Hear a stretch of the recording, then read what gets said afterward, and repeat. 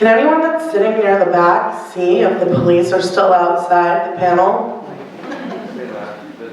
Okay, they left, but I thought it's just important to acknowledge that the police actually showed up here at the panel as students were coming from the vigil.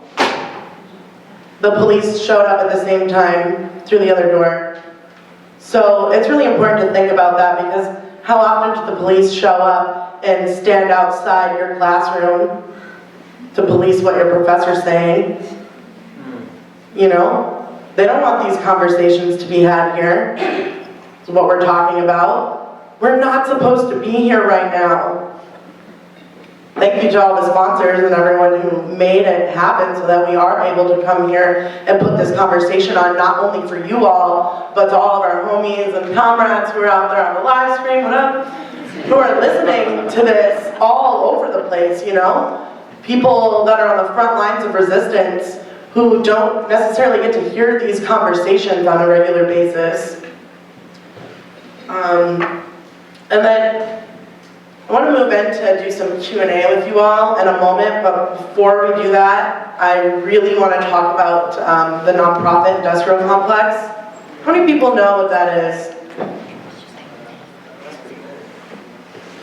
So, obviously I can't go into detail, but just briefly, the nonprofit industrial complex, or the NPIC, is pretty much the way that state and corporate interests work together using colonial and exploitative practices, which they often brand as social movements. They use these to manipulate and control the ways that dissent from the public manifests and operates. And I wanted to bring this up here on campus because there's a lot of nonprofits trying to scoop some of y'all up who are engaged in social and environmental justice, right? How many people have been considering working with a nonprofit organization? You know, I mean, I'm not going to condemn that if you do. I know plenty of people who do work with nonprofit organizations and use that as a point of access to weaponize that to bring resources back home to their communities. So I'm not condemning that or anything, but I would like to talk about, hear a little bit from the panelists on how these nonprofit government organizations have co-opted grassroots resistance. Any personal stories or anything anyone up here wants to share?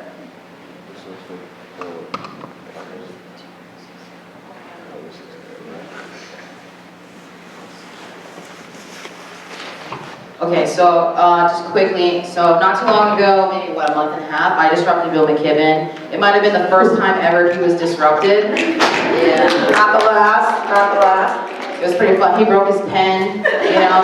He went on his monotonous way, and I gotta say, I don't even know how he has the position. He is so boring to hear talk, like, it's really bad.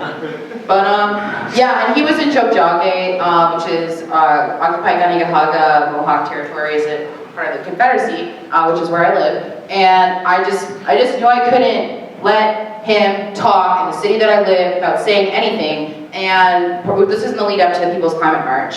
And it was, yeah. And it, like, various folks like Harsha Walia from No One Is Illegal. Those of you who do migrant justice organizing, you may or may not know about No One Is Illegal. It's a network that's I think just north of the colonial border, but they're really awesome. They have a strong anti-colonial praxis, and I would encourage everyone to check them out. If you ever want to connect with them, I can definitely send you contacts for people who are really solid. But Harsha had called out that there was like over, I think, 18 different Zionist organizations who were co-signing the march.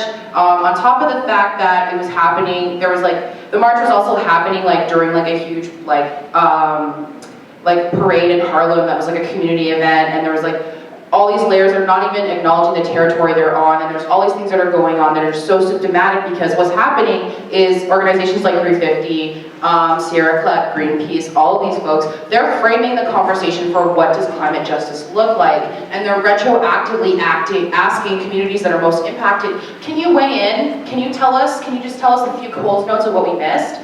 And they're asking to be, for their campaigns to be, you know, red washed. They're asking for Indigenous people to stamp it and say, yes, let's move forward with the solution, and the solution is green capitalism. It's no accident that when you see power shift, it's like a fist with a wind turbine, right? And so it's about moving forward towards green capitalism.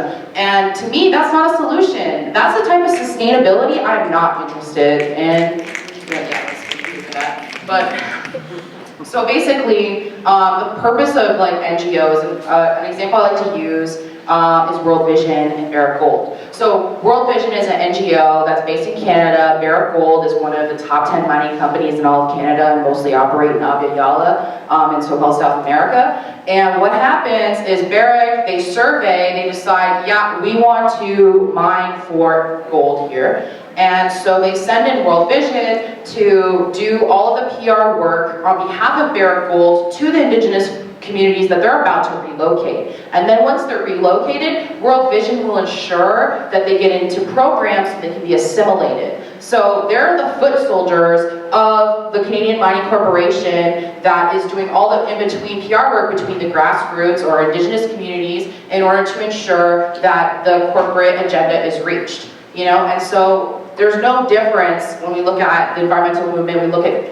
350.org, you know, the whole divestment from fossil fuels thing, like as far as I'm concerned, that campaign is over. The Rockefeller Foundation just divested from fossil fuels. So green capitalism is the new way forward, which also means just greening colonialism. If we're still having wind farms on stolen and occupied land, this is not progress. And so that's my cold notes, like that's all I gotta say on that. Damn. Yeah, just basically, I worked for an organization and I had a lot of questions that were never answered. And I didn't like the way that money was being spent. Campaigns that we thought were supposed to, I mean, apparently they made a difference, but yeah, it was just, to me, ridiculous expenditures and not giving credit to folks who are really doing work on the ground. And basically I quit, and those were my reasons for that, but I mean, I don't know if anyone wants to, because I think that's, yeah, I don't know if this is the space for it. Tonight's